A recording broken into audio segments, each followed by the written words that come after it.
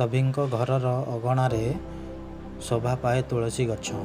ସମସ୍ତେ ଏହାର ପୂଜା ଅର୍ଚ୍ଚନା ମଧ୍ୟ କରନ୍ତି। ତୁଳସୀ ପତ୍ରର ଖୁବ୍ ମହତ୍ତ୍ୱ ରହିଛି। ଧାର୍ମିକ ସହ ଏହାର ବିଭିନ୍ନ ଔଷଧୀୟ ଗୁଣ ମଧ୍ୟ ରହିଛି। ଶାସ୍ତ୍ରରେ ତୁଳସୀ ପତ୍ରର କିଛି ଚମତ୍କାରୀ ଗୁଣ ବିଷୟରେ ମଧ୍ୟ ବର୍ଣ୍ଣନା କରାଯାଇଛି।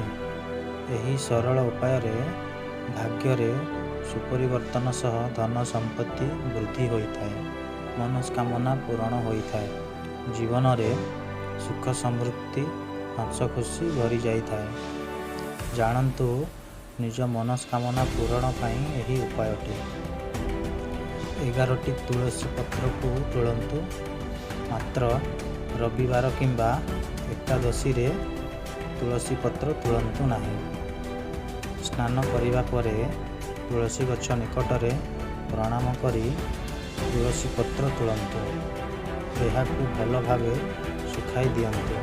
ଏହାପରେ ପ୍ରଭୁ ହନୁମାନଙ୍କୁ ଅର୍ପଣ କରୁଥିବା ଲାଲ ସିନ୍ଦୁରରେ ତେଲ ମିଶାଇ ତୁଳସୀ ପତ୍ର ଉପରେ ପ୍ରଭୁ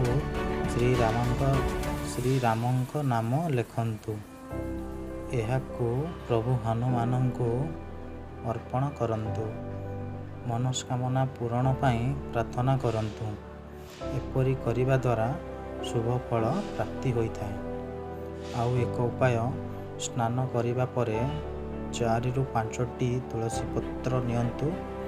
ଏହାପରେ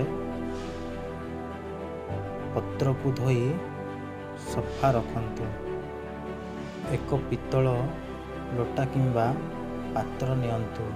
ଏଥିରେ ସଫା ପାଣି ନେଇ ତୁଳସୀ ପତ୍ରକୁ ରଖନ୍ତୁ। ଘରର ମୁଖ୍ୟ ଦରଜାରେ ଏହି ଜଳ ଛିଞ୍ଚନ କରନ୍ତୁ। ଏହାଦ୍ୱାରା ନକାରାତ୍ମକ ଶକ୍ତି ଦୂର ହୋଇ ଘରେ ସୁଖ ସମୃଦ୍ଧି ଓ ଶାନ୍ତି ସର୍ବଦା ରହିଥାଏ।